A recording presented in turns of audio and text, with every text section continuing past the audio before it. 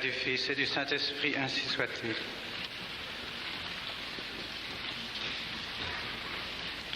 Eh bien, chers frères, permettez-moi, avant de commencer, les quelques paroles que je voudrais vous adresser à l'occasion de cette belle cérémonie, de remercier tous ceux qui ont contribué à la magnifique réussite de cette cérémonie. Personnellement, j'avais pensé faire une réunion autour de l'autel, des cônes, d'une manière discrète, privée, à l'occasion de mon jubilé sacerdotal. Mais le cher clergé de Saint-Nicolas du Chardonnay et les chers prêtres qui m'entourent m'ont invité avec tellement d'instance,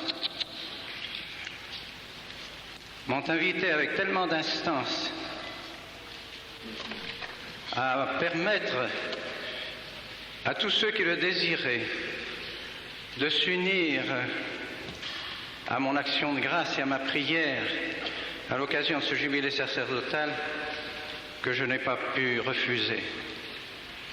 Et c'est pourquoi nous sommes aujourd'hui réunis si nombreux, venus de partout, venus d'Amérique, venus de tous les pays d'Europe, libres, encore libres. Et nous voici donc réunis à l'occasion de ce jubilé sacerdotal. Et alors comment définirais-je cette réunion, cette manifestation, cette cérémonie? Un hommage de votre foi dans le sacerdoce catholique et dans la Sainte Messe catholique. Je pense réellement que c'est pour cela que vous êtes venus. Pour manifester votre attachement à l'Église catholique et au plus beau trésor, au plus sublime don que Dieu a fait aux hommes, le sacerdoce et le sacerdoce pour le sacrifice de notre Seigneur, continué sur nos autels. Voilà pourquoi vous êtes venus. Et voilà pourquoi nous sommes aujourd'hui entourés de tous ces chers prêtres venus de partout également. Et beaucoup plus nombreux seraient venus encore, ces prêtres, si ce n'avait pas été un dimanche, car ils sont tenus par leurs obligations de célébrer la Sainte Messe sur place, mais ils sont de cœur avec nous, ils nous l'ont dit. Et je voudrais retracer, si vous le permettez, quelques tableaux dont j'ai été le témoin au cours de cette existence, de ce demi-siècle, afin de bien montrer l'importance que la messe de l'Église catholique tient dans notre vie, dans la vie d'un prêtre, dans la vie d'un évêque et dans la vie de l'Église. Jeune séminariste à Santa Chiara, au séminaire français de Rome, on nous apprenait l'attachement aux cérémonies liturgiques. J'ai eu à cette occasion le privilège d'être cérémoniaire, ce que nous appelons les grands cérémoniaires, précédé d'ailleurs dans cette charge par Monseigneur Lebrun, ancien évêque d'Autun, et par Monseigneur Ancel, toujours auxiliaire de Lyon. J'étais donc grand cérémoniaire, sous la direction de ce cher et révérend Père Aiguy, connu pour sa science dans la liturgie. Et nous aimions préparer l'autel, et nous aimions préparer les cérémonies. Et nous étions tout en fête, la veille d'un grand jour de fête, d'une grande cérémonie. Nos cœurs étaient dans la joie pour la belle cérémonie qui allait se dérouler sur nos autels. Nous avons donc appris, jeunes séminaristes, à aimer l'autel. Domine dilexi decorem domus tue et gloriam habitationis tue. C'est le verset que nous récitons lorsque nous nous lavons les mains à l'autel. Oui, Seigneur, j'ai aimé la splendeur de votre temple. J'ai aimé la gloire de votre habitation. Voilà ce que nous apprenait au séminaire français de Rome, sous la haute direction du cher et révérend Père Le Floch. Père bien-aimé, Père qui nous a appris à voir clair dans les événements de l'époque d'alors, en commentant les encycliques des papes. Et voici que prêtre, ordonné dans la chapelle du Sacré-Cœur de la rue Royale à Lille, le 21 septembre 1929, par celui qui était alors Monseigneur Liénard, je partais peu de temps après, 2 ans après, en mission, pour rejoindre mon frère, qui se trouvait alors déjà au Gabon. Et alors j'ai commencé à apprendre ce qu'était la messe. Certes, je connaissais, par les études que nous avions faites, ce qu'était ce grand mystère de notre foi, mais je n'en avais pas compris toute la valeur, toute l'efficacité, toute la profondeur.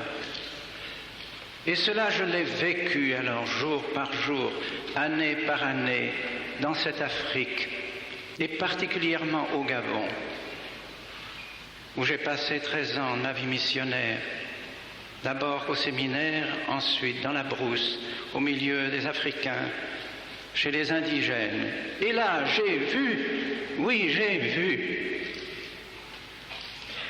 ce que pouvait la grâce de la Sainte Messe.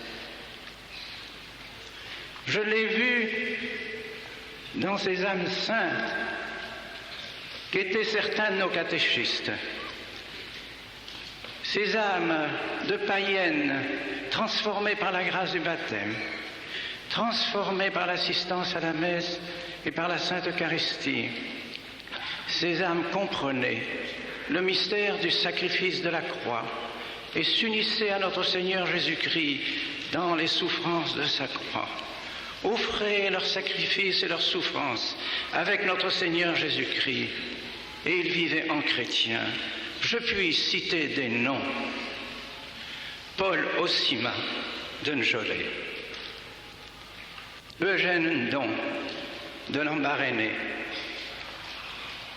Marcel Mebal de Donguila, et je continuerai par un nom du Sénégal, Monsieur Forster, trésorier payeur au Sénégal, choisi à cette fonction si délicate et si importante par ses pairs, et même par les musulmans, à cause de son honnêteté, à cause de son intégrité. Voilà les hommes qu'ont produit la grâce de la messe, qui assistaient à la messe tous les jours, qui communiaient avec ferveur et qui sont devenus des modèles et des lumières autour d'eux, sans compter beaucoup de chrétiens et chrétiennes transformés par la grâce.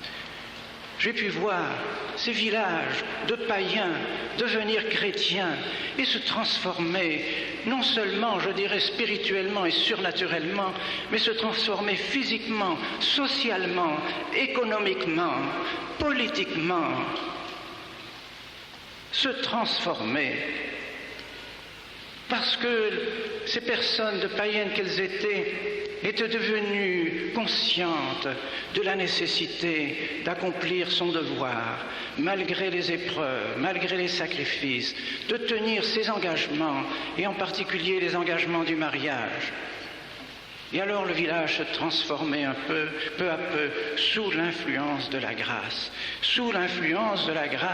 du saint sacrifice de la messe.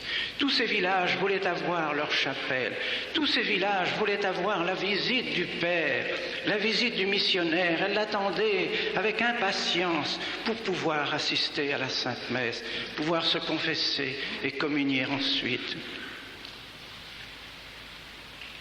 Des âmes aussi se sont consacrées alors à Dieu, des religieux, des religieuses, des prêtres se donnaient à Dieu, consacraient leur vie à Dieu. Voilà le fruit de la Sainte Messe. Et pourquoi cela? Il faut quand même que nous étudions un peu les motifs profonds de cette transformation. Les motifs profonds de cette transformation, mais c'est le sacrifice. La notion de sacrifice, c'est une notion profondément chrétienne et profondément catholique. Notre vie ne peut pas se passer du sacrifice.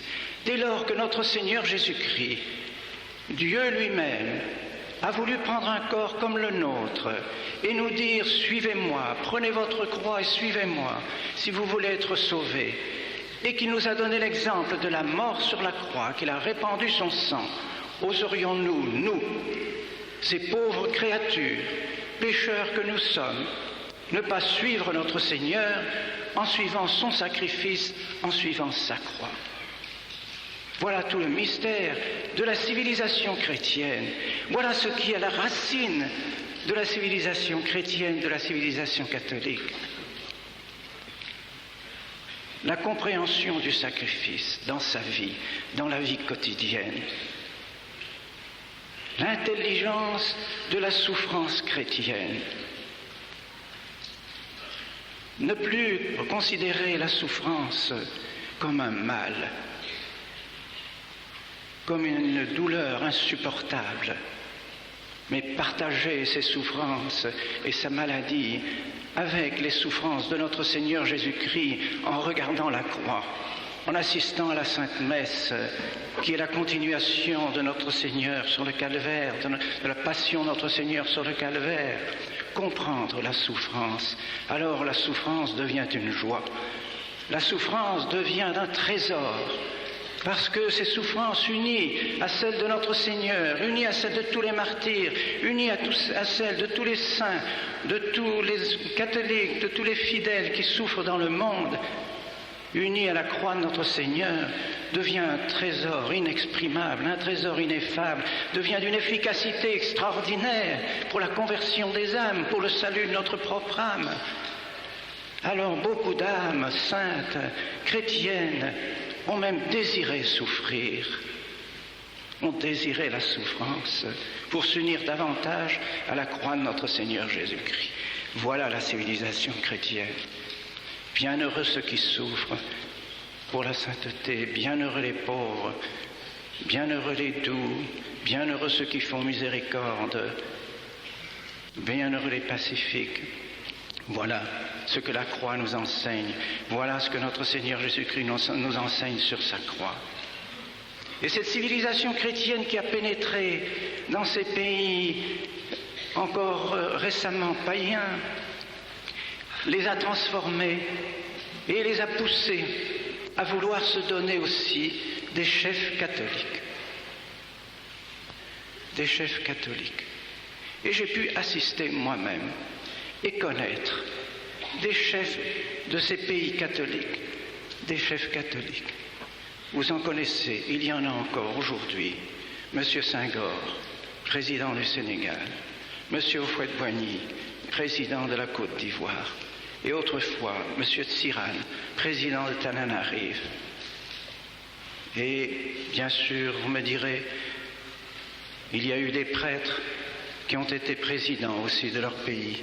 Monsieur Boganda à Bangui, Monsieur l'abbé Youlou à Brazzaville.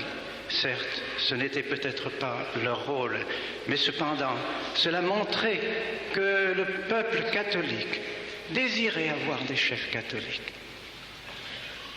afin qu'ils soumettent aussi leur gouvernement et toutes les lois du pays à celles de notre Seigneur Jésus-Christ, au décalogue. Et si la France, à ce moment-là, la France dite catholique, si elle avait réellement rempli son rôle de puissance catholique, elle aurait autrement soutenu ces pays dans leur foi. Et si elle avait soutenu ces pays dans leur foi, ces pays ne seraient pas, comme maintenant, menacés tous par le communisme. L'Afrique ne serait pas ce qu'elle est aujourd'hui. Et cela n'est pas tellement de la faute des Africains eux-mêmes, mais bien plus des pays colonisateurs qui n'ont pas su profiter de cette foi chrétienne qui s'enracinait dans ces peuples africains pour garder et aider une influence fraternelle envers ces pays qui les aurait aidés à maintenir la foi et à chasser le communisme. Et si nous jetons nos regards maintenant sur l'histoire, eh bien, ce que je vous dis maintenant, c'est passé dans les premiers siècles, après Constantin, dans nos propres pays. Nous nous sommes convertis, nos ancêtres se sont convertis, les chefs des nations se sont convertis, et pendant des siècles ont offert leur pays à notre Seigneur Jésus-Christ, ont soumis leur pays à la croix de Jésus, ont voulu que Marie soit la reine de leur pays. On peut lire des lettres admirables de Saint-Édouard, roi d'Angleterre, de Saint-Louis, roi de France, de Saint-Henri, roi de la Germanie, de Sainte-Élisabeth de Hongrie, et de tous ces saints qui ont été à la tête de nos pays catholiques et qui ont fait la chrétienté. Quelle foi alors en la Sainte Messe. Saint-Louis, roi de France, servait 2 messes tous les jours. Et lorsqu'il voyageait et qu'il entendait la cloche qui sonnait la consécration, il descendait de cheval, descendait de son carrosse pour s'agenouiller et communier à la consécration qui était dite à ce moment-là. Voilà ce qu'était la civilisation catholique. Ah, nous en sommes bien loin maintenant, bien loin. Un autre événement que nous devons évoquer, après ces tableaux de la civilisation chrétienne, soit en Afrique, soit dans notre histoire, et particulièrement dans notre histoire de France, c'est celui de cet événement récent qui s'est passé dans l'Église. Événement considérable, celui de Vatican II. Et nous sommes bien obligés de constater que les ennemis de l'Église savent, peut-être mieux que nous, ce que vaut une messe catholique. Il y a eu un poème qui a été fait à ce sujet-là, et où l'on prête des paroles à Satan, qui manifeste que Satan tremble chaque fois qu'une messe, véritable messe catholique, est dite et célébrée, car cela lui rappelle la croix, et il sait bien que c'est par la croix qu'il a été vaincu. Et les ennemis de l'Église, ceux qui font des messes sacrilèges dans les sectes bien connues, et les communistes eux-mêmes, savent bien ce que vaut une messe, et ce que vaut une messe catholique. On me disait dernièrement qu'en Pologne, les partis communistes et les inspecteurs des cultes surveillent les prêtres polonais qui diraient une messe ancienne, mais laissent libres ceux qui disent la nouvelle messe, mais persécutent ceux qui disent l'ancienne messe, la messe de toujours. Pas pour les étrangers. On laisse les étrangers libres de dire la messe qu'ils veulent, afin de donner une impression de liberté. Mais pour les prêtres polonais, ceux-là qui veulent s'en tenir à la tradition sont persécutés. Et je lisais récemment le document de Pax qui nous a été communiqué par l'Annonciature en 1963, juin 1963, au nom du cardinal Wyszynski. Et ce document nous disait « On croit que nous avons la liberté, on fait croire que nous l'avons, et ce sont les prêtres affiliés à Pax qui sont dévots au gouvernement communiste qui répandent ces bruits parce qu'ils ont la presse pour eux, et même la presse progressiste française pour eux. Mais ce n'est pas vrai, nous n'avons pas la liberté. » Et Monseigneur Wyszynski, le cardinal Wyszynski, donnait des points précis. Il disait que dans les camps de jeunesse organisés par les communistes, les enfants étaient parqués derrière des fils de fer barbelés le dimanche pour les empêcher d'aller à la messe. Et que les colonies de vacances organisées par des prêtres catholiques étaient surveillées par hélicoptère pour voir si les enfants allaient à la messe. Pourquoi ça?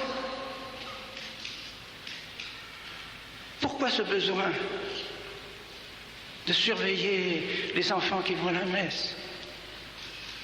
Parce qu'ils savent que la messe est essentiellement anticommuniste. Elle ne peut pas ne pas l'être. Car qu'est-ce que le communisme? Le communisme, c'est tout pour le parti et tout pour la révolution.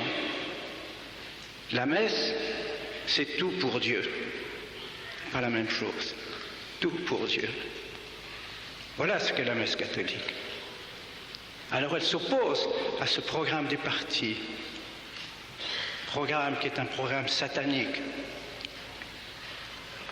Voilà les raisons profondes de ce qu'est la messe, le sacrifice. Et vous le savez bien, nous avons tous des épreuves, nous avons tous des difficultés dans notre vie, dans notre existence, et nous avons besoin de savoir pourquoi nous souffrons, pourquoi ces épreuves, pourquoi ces douleurs, pourquoi ces souffrances, pourquoi ces catholiques, pourquoi ces personnes étendues sur les gravats, les hôpitaux pleins de malades, pourquoi?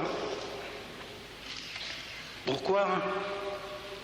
Le chrétien répond: pour unir mes souffrances à celles de notre Seigneur Jésus-Christ au Saint-Autel, les unir au Saint-Autel et ainsi participer à l'œuvre de la rédemption de notre Seigneur Jésus-Christ et ainsi mériter pour moi et pour ces âmes le salut du ciel. Et alors, dans le concile, les ennemis de l'Église se sont infiltrés.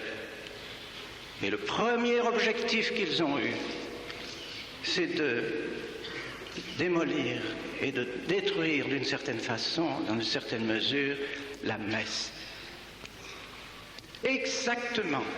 Vous pouvez lire les livres de M. Michael Davis,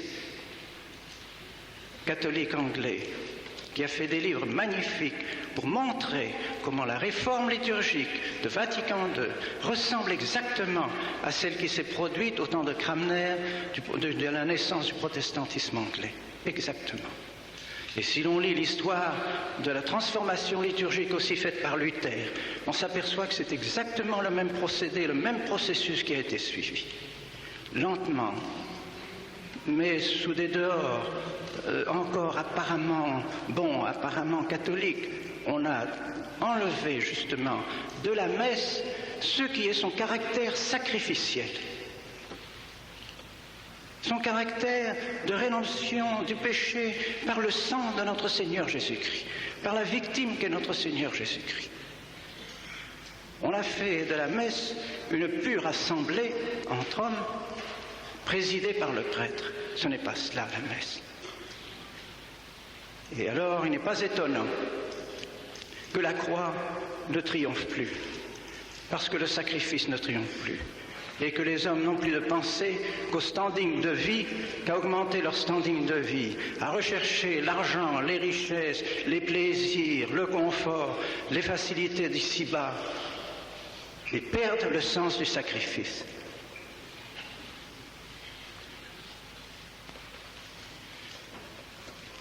Alors que nous reste-t-il à faire, mes bien chers frères, si nous approfondissons ce grand mystère de la messe? Eh bien, je pense pouvoir dire que nous devons faire une croisade. appuyé sur le saint sacrifice de la messe, sur le sang de notre Seigneur Jésus-Christ. Appuyé sur ce roc invincible et sur cette source inépuisable de grâce qu'est le saint sacrifice de la messe. Et cela, nous le voyons tous les jours. Vous êtes là parce que vous aimez le saint sacrifice de la messe. Ces jeunes séminaristes sont au séminaire des Cônes, des États-Unis, ils sont venus d'Allemagne. Pourquoi? Ils viennent au séminaire, dans nos séminaires, pour la Sainte Messe, pour la Sainte Messe de toujours, qui est la source des grâces, la source de l'Esprit Saint, la source de la civilisation chrétienne. C'est ça le prêtre. Alors il nous faut faire une croisade. Croisade appuyée précisément sur ces notions de toujours, du sacrifice, afin de recréer la chrétienté, refaire une chrétienté telle que l'Église le désire, telle que l'Église l'a toujours fait, avec les mêmes principes, les mêmes sacrifices de la messe, les mêmes sacrements, le même catéchisme, la même écriture sainte. Nous devons recréer cette chrétienté. C'est vous, mes bien chers frères, vous qui êtes le sel de la terre, vous qui êtes la lumière du monde, vous auquel notre Seigneur Jésus-Christ s'adresse en disant « Ne perdez pas le fruit de mon sang, n'abandonnez pas mon calvaire, n'abandonnez pas mon sacrifice. » Et la Vierge Marie qui est tout près de la croix vous le dit aussi, elle qui a le cœur transpercé, rempli de souffrance et de douleur, mais aussi rempli de joie de s'unir au sacrifice de son divin Fils, elle vous le dit aussi. Soyons chrétiens, soyons catholiques, ne nous laissons pas entraîner par toutes ces idées mondaines, par tous ces courants qui sont dans le monde et qui nous entraînent vers le péché, vers l'enfer.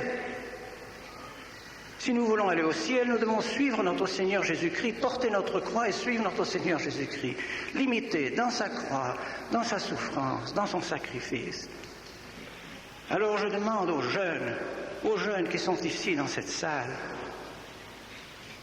de demander aux prêtres de leur expliquer ces choses si belles, si grandes, de manière à ce qu'ils choisissent dans leur vocation et que dans toutes les vocations qu'ils peuvent choisir, qu'ils soient prêtres, religieux, religieuses, mariés par le sacrement de mariage et donc dans la croix de Jésus-Christ et dans le sang de Jésus-Christ, mariés sous la grâce de notre Seigneur Jésus-Christ, qu'ils comprennent la grandeur du mariage et qu'ils s'y préparent dignement par la pureté, par la chasteté, par la prière, par la réflexion, qu'ils ne se laissent pas entraîner par toutes ces passions qui agitent le monde. Croisade des jeunes qui doivent rechercher le véritable idéal. Croisade aussi des familles chrétiennes qui êtes ici. Consacrez vos familles au cœur de Jésus, au cœur eucharistique de Jésus, au cœur immaculé de Marie. Priez en famille. Oh, je sais que beaucoup d'entre vous le font, mais qu'il y en ait toujours de plus en plus qui le fassent avec ferveur, que vraiment notre Seigneur règne dans vos foyers. Éloignez, je vous en supplie, tout ce qui empêche les enfants de venir dans votre foyer. Il n'y a pas de plus beau don que le bon Dieu puisse faire à vos foyers que d'avoir de nombreux enfants. Ayez des familles nombreuses. C'est la gloire de l'Église catholique que la famille nombreuse. Elle l'a été au Canada, elle l'a été en Hollande, elle l'a été en Suisse, elle l'a été en France, partout. Les familles nombreuses étaient la joie de l'Église et la prospérité de l'Église. Ce sont autant d'élus pour le ciel.